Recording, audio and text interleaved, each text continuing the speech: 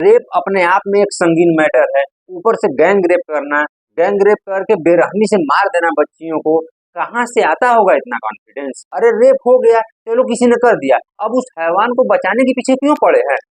जाति, धर्म, vote bank, हैसियत से ऊपर उठकर तो उसको सजा क्यों नहीं देते? क्यों उसको डिफेंड करने लग जाते हैं? मैं यहाँ कोई ज्ञान बांटने नहीं आया हूँ। मेरी कुछ चिंताएं हैं जिनको प्रश्नों के माध्यम से लोगों तक पहुंचाना चाहता हूँ। आखिर ये रेप जैसी घटनाएं लगातार होती जा रही हैं और देश के कोने कोने से ऐसी घटनाओं की सूचना आ रही है। अभी हाल में कोलकाता का मामला पीक पर उठा, उसके बाद महाराष्ट्र से आया, उत्तर प्रदेश के झांसी से आया, राजस्थान से, असम से, हर जगह से रेप की घटनाएं आ रही हैं। और ऐसा नहीं कि केवल सुनसान जगहों पर ऐसी घटनाओं को वारदात दिया जा रहा है। पब्लिक प्लेसेज, प्राइवेट प्लेसेज, घरों में, बाहर पे, सड़कों पे, ऑफिस में, वर्किंग प्लेसेज, हर जगह से ऐसी घटनाओं की सूचना आ रही है। तो आखिर कुछ तो बात है, आखिर तो कुछ ऐसी समस्याओं से जरूर समाज जूझ रहा है जिसकी या तो जिक्र नहीं हो रही है या फिर उस पर ठीक से काम नहीं हो रहा है। इससे क्या ही फर्क पड़ जाएगा कि अगर पूरे देश से केवल एकाक आदि घटनाओं के लिए ऐसी आक्रोश देखने को मिले, बाकी समय के लिए सभी लोग शांत हो जाएं। घटना सिर्फ एक नहीं है। अगर रेप की घटनाओं की बात करें तो सालीना करीब 32 से 33 हजार घटनाएं रजिस्टर्ड हो रही हैं और ये घटनाएं 2012 के बाद से लगातार बढ़ी हैं, जबकि 2012 वह वर्ष है जिसे रेप के लिए पब्लिक आउटरीच का बेस ईयर माना जाता है। 2012 में निर्भया कांड हुआ, उसके बाद लगातार पब्लिक भी एक्टिव रही, कोई ऐसी बड़ी वारदात हुई तो लोग सड़कों पे उतरे और उसके बाद कानून को भी सख्त बनाया गया। 2012 में पॉक्सो एक्ट आया, 2019 में उसे और मजबूत किया गया। बावजूद इसके रेप की इतनी घटनाएं आ रही हैं, तो आखिर क्या कारण हो सकता है इस चीज का? एक तर्क ये है कि 2012 के बाद से सोशल मीडिया लगातार एक्टिव हुआ है। इससे दो चीजें हो सकती हैं, या तो ऐसी घटनाएं लोगों तक आसानी से जल्दी पहुंच जा रही हैं, या फिर सोशल मीडिया भी इसके लिए काफी हद तक जिम्मेदार है, जिसके बारे में हम आगे बात करेंगे। पहले बात करते हैं कि और क्या रूट काज पे दिक्कतें आ रही हैं। रेप अपने आप में एक संगीन मैटर है। ऊपर से गैंग रेप करना, गैंग रेप करके बेरहमी से मार देना बच्चियों को, कहाँ से आता होगा इतना कॉन्फिडेंस? मेरी समझ से रेप के लिए दो तीन चीजें मुख्य तौर पर जिम्मेदार हैं। एक तो सोशल मीडिया, जिसके बारे में मैंने बताया, इसके बारे में आगे बात करेंगे, लेकिन इससे पहले राजनीति के बारे में बात करते हैं। क्या राजनीति भी रेप के लिए जिम्मेदार है? इसको ऐसे समझा जा सकता है, आजकल कोई रेपिस्ट है तो उसको रेपिस्ट की नजर से नहीं देखा जा रहा है, उसको उसके हैसियत की नजर से देखा जा रहा है। उसकी हैसियत कितनी है, उसकी जाति क्या है, उसका धर्म क्या है, उसका वोट बैंक किधर है, इसके आधार पर उसको सजा दी जा रही है, उसके आधार पर उसके केस की इन्वेस्टिगेशन की जा रही है। कैसे, इसे भी समझते हैं।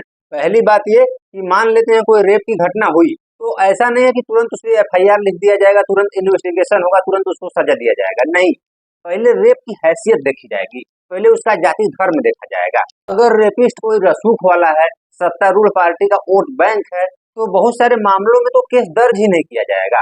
अगर मामला तूल पकड़ लिया तो केस दर्ज किया जाएगा, फिर उसको प्रोटेक्ट करने की पूरी कोशिश की जाएगी। अगर वहीं कोई निम्न वर्ग का रेपिस्ट है जिसका कोई हैसियत नहीं है, जिसके पीछे कोई खड़ा नहीं है, तो पुलिस तुरंत उस पर एक्शन लेगी, अरेस्ट करेगी, और नहीं तो उसका इनकाउंटर करने लायक हुआ तो इनकाउंटर तक कर देगी, और उससे भी नहीं तो उसके घर पे बुलडोजर भी चला दिया जाएगा।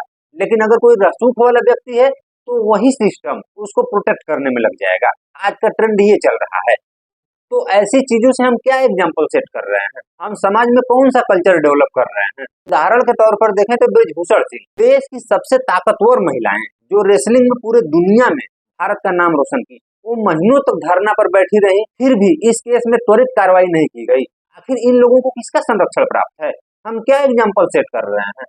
ऐसे जब 2020 में हाथरस की घटना हुई, प्रशासन ने खुद पीड़िता के परिवार वालों को गैर सहमति से 3 बजे भोर में उस बच्ची की शव को जला दिया। बताइए हमने क्या एग्जाम्पल सेट किया? इससे रेप को और बढ़ावा नहीं मिलेगा? अभी हाल में कोलकाता केस चल रहा है, उस बच्ची के शव को 3 घंटे तक उसके माँ बाप को नहीं दिखाया गया। किसको हम प्रोटेक्ट कर रहे हैं? हम समाज में क्या एग्जाम्पल दे रहे हैं? इससे रेप रुकेंगे या रेप करने वालों के मंसूबे और मजबूत होंगे, रेप करने वालों के इरादे और बुलंद होंगे? अगर मान लीजिए कोई मामला तुल पकड़ भी लिया और केस हो भी गई, इन्वेस्टिगेशन हो भी गई, तो यहाँ से आगे जुडिशरी का खेल शुरू होता है। जुडिशरी में वो जाएंगे, क्योंकि बहुत ज्यादा रसूख वाले हैं, तो बड़े बड़े वकील खरीदेंगे, हो सकता है जज को भी फेवर में ले लें, फिर अदालत में तर्क वितर्क होगा। तर्क वितर्क क्या, तर्क वितर्क के नाम पर कुतर्क होता है, और वो बेल पे बाहर आते हैं और बिंदास समाज में घूमते हैं।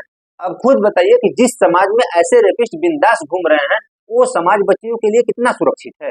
जब तक ऐसे संगीन मामलों पे राजनीति बंद नहीं होगी, अरे रेप हो गया, चलो किसी ने कर दिया, अब उस हैवान को बचाने के पीछे क्यों पड़े हैं?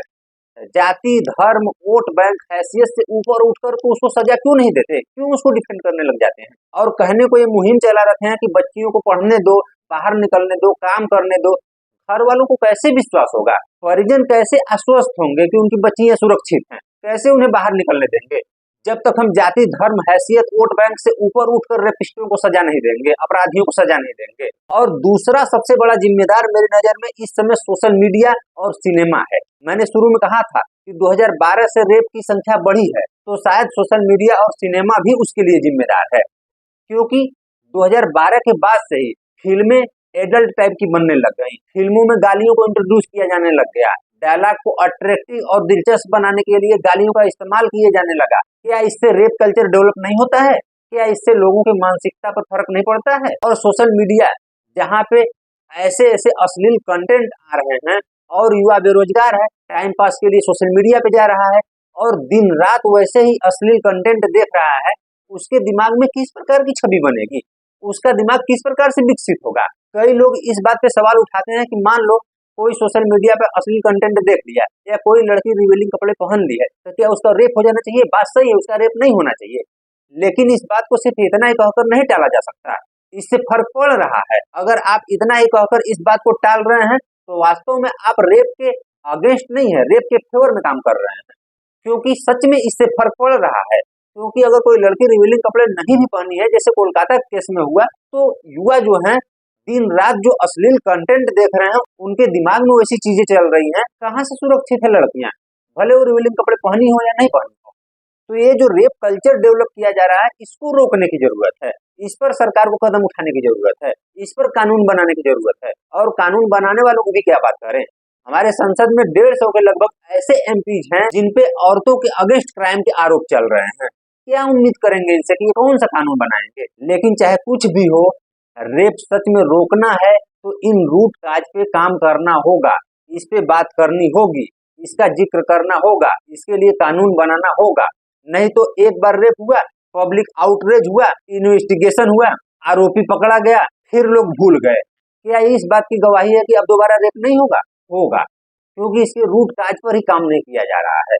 इसलिए सरकार की जिम्मेदारी है सोशल मीडिया को, सिनेमा को सेंसर करने की। सरकार की जिम्मेदारी है कि रेपिस्टों की हैसियत, उसका रसूख, उसका जाति, उसका वोट बैंक देखकर रेपिस्टों पे कार्रवाई न करे, उसको अपराधी मान करके उस पर सख्त सख्त कार्रवाई करे, ताकि समाज में एक पॉजिटिव मैसेज जाए, समाज में लोग आश्वस्त हों, कानून में उनका विश्वास बना रहे, तब जाकर के हम ऐसी समस्याओं से निपट सकते हैं। नहीं तो क्या फर्क पड़ता है? आज हुआ, 1 साल 2 साल बाद फिर ऐसे ही होगा, फिर ऐसे ही पब्लिक आउटरेज होगा, फिर ऐसे ही वीडियो बनेंगे, फिर वही आंकड़े दोहराए जाएंगे, कोई फर्क नहीं पड़ने वाला उससे। बस यही मेरा प्रश्न था, यही मेरे कंसर्न थे। मेरे विचारों से आप लोग कितना इत्तेफाक रखते हैं, ये आप कमेंट करके बता सकते हैं। नमस्कार।